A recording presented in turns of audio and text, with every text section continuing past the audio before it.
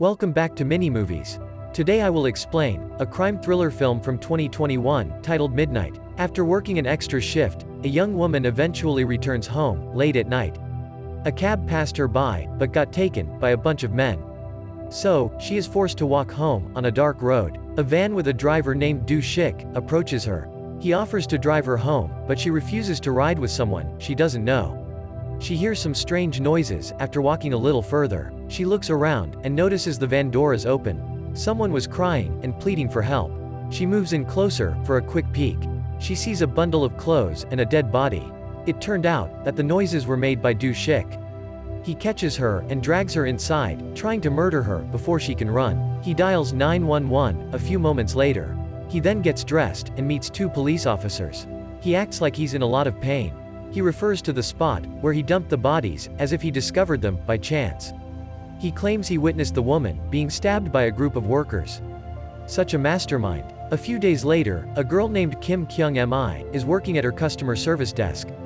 She is a young woman who is deaf. So, she deals on video calls with other deaf and mute customers, talking in sign language. She attends a company dinner after work, even if she is unable to participate in the discussion. All the males at the table take full advantage of her deafness. They talk about her in a terrible and improper manner. They had no idea, however, that she could read lips. So, she signs back plenty of insults that they misunderstand as compliments. Clever girl. She then drives to her deaf mother's workplace, a tailor shop, to pick her up. Using her car's sound sensor, she prevents her from being nearly overrun by a bike. Her mother is overjoyed, since she has been nicely paid this month. Now they too can enjoy a beach vacation of their dreams. Choi Seo-young is getting ready for a night out in another area of the city. Jong Tak, her older brother, has been overly protective since their parents died. He complains with her about her outfits and when she needs to get home. She promises to be a good girl, but then ignores his brother's calls and texts. She's out on her date and doesn't return home as early as promised. As a result, Jong Tak resolves to go out and find her. When Do Shik goes out to find another victim, it's late at night. While looking for a parking spot, he notices Kyung-Mi leaving her mother near an alarm post. He decides to follow her. Seo-young appears at the same time, walking down the same street. As a result, Do Shik plans to murder her instead. He moves forward and leaps on her. Because Kyung-mi's mother is deaf, it remained undetected. She's also walking in the opposite direction. He moves on to Kyung-mi's mother after he's finished with her. However, his goals are disrupted. Firstly, Jong Tak approaches the girl's mother and inquires if she has seen his sister. However, he receives a negative response. Kyung-Mi then emerges from the parking lot. Lot of going on at once. Who will be his next victim? On her route to see her mother, Kyung-Mi noticed a white shoe appear from a dark alley. Somebody is crying for help, but she can't hear it. Soon after, another shoe is thrown, leading Kyung-Mi to check the alley. She comes across a crying, bleeding Seo-young, who is pleading for help. Before she can react, Do Shik assaults her with an axe.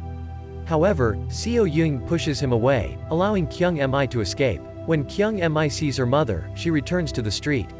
To protect her mother, she chooses to run in the opposite direction and returns to the parking lot. As she finds her way to the back door, she hides among the cars. She tries to open it slowly, because it has a squeaky handle. Do Shik hears the noise and follows her. Thankfully, Kyung-Mi escapes just in time.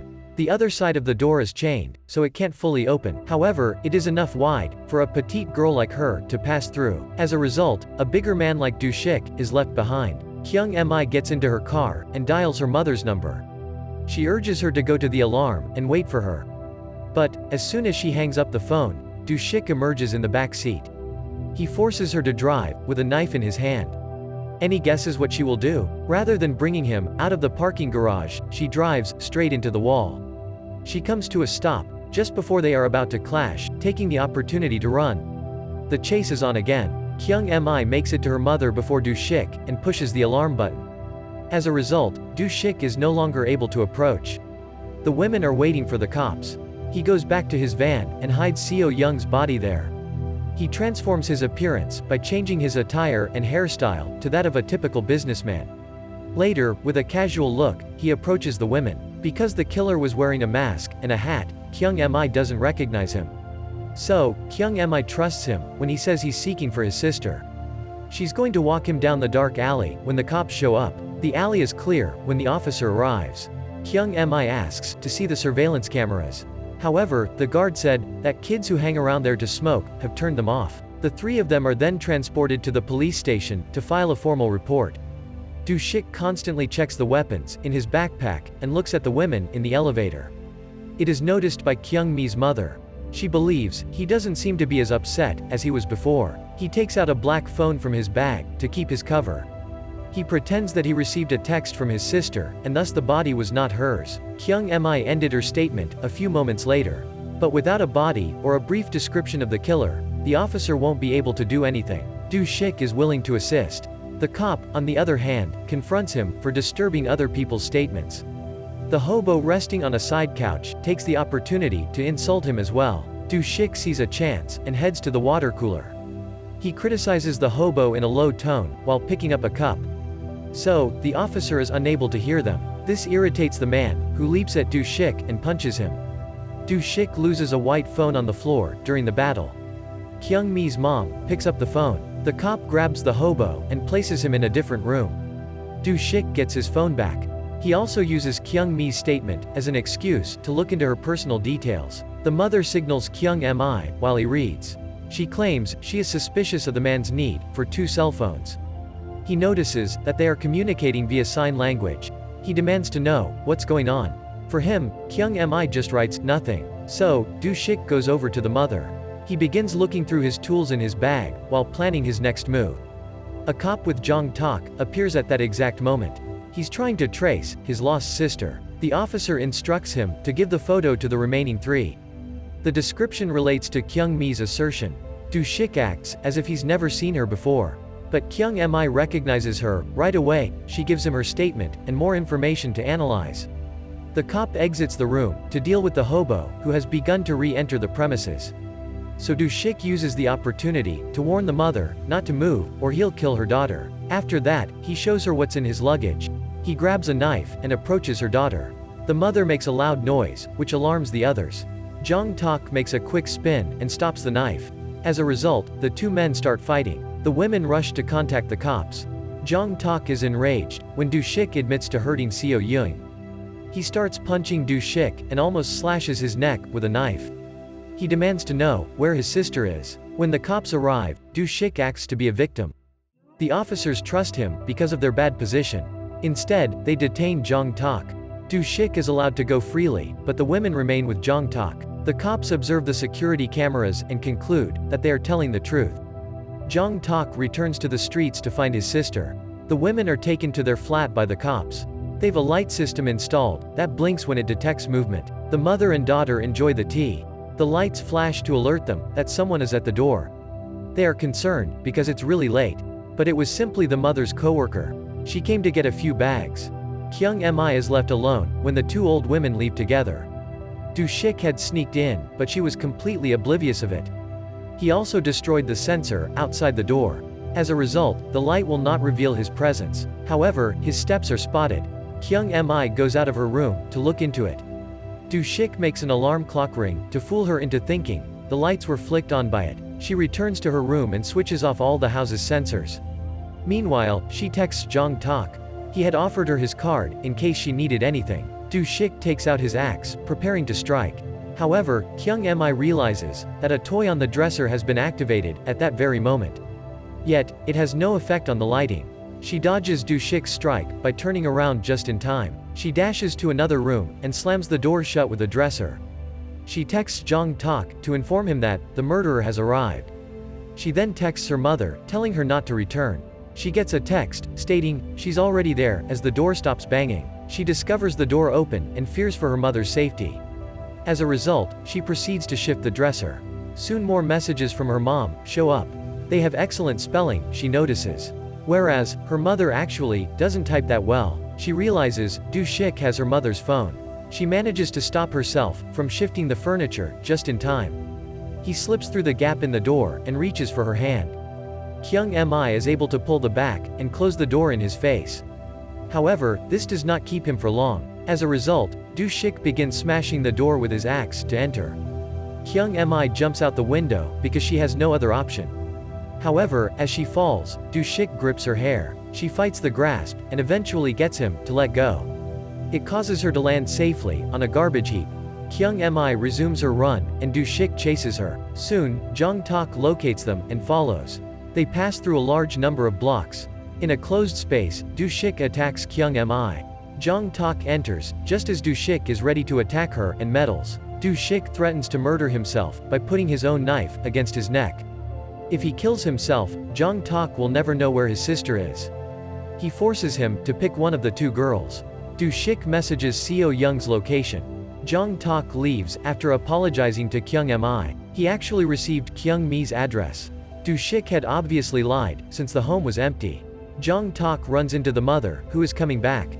Meanwhile, Kyung-Mi tries to protect herself with a chair she found in the trash. But Do-shik grasps it and ties her to the ground. He phones Jong-tak and accuses him of being a horrible person for abandoning her. Meanwhile, Kyung-Mi grabs some dirt. She shoves it at Do-shik's face to distract him. She throws him away and continues her run. When she gets to the street, where his van is parked, she notices the door is open. With a knife in her hand, Seo-young emerges, requesting help. When the mother and Jong-tak arrive in the closed area, it is totally empty. The two females run and hide in an alley behind a garbage bag. Kyung-Mi instructs Seo-young to dial 911. But she refuses because she hears Do-shik nearby. He discovers that the van is empty. Kyung-Mi thinks of a solution. She leaves a message to Seo-young on her phone. It states that she should contact her brother because he is close. When Do-shik turns around, she leaves the alley with a knife and hides. She only returns when he is on the point of catching Seo-young. With her mouth, she creates a strange noise. She finally gets Do-shik's attention by rattling a nearby metal shutter. She threatens to kill herself by placing the knife at her neck. Do-shik follows her since he wanted the satisfaction of killing her. Kyung-Mi starts running after touching the alarm on the pole once more. Meanwhile, Seo-young dials her brother's number for rescue. With the help of an ambulance, he and the mother go to her aid. Seo-young informs them of Kyung-mi's escape route. This time, Kyung-Mi races towards the central city. She thinks that by having more people nearby, it will be difficult to get caught. She has a hard time crossing the busy street because she can't hear the cars. She makes it to the other side after a few scary seconds.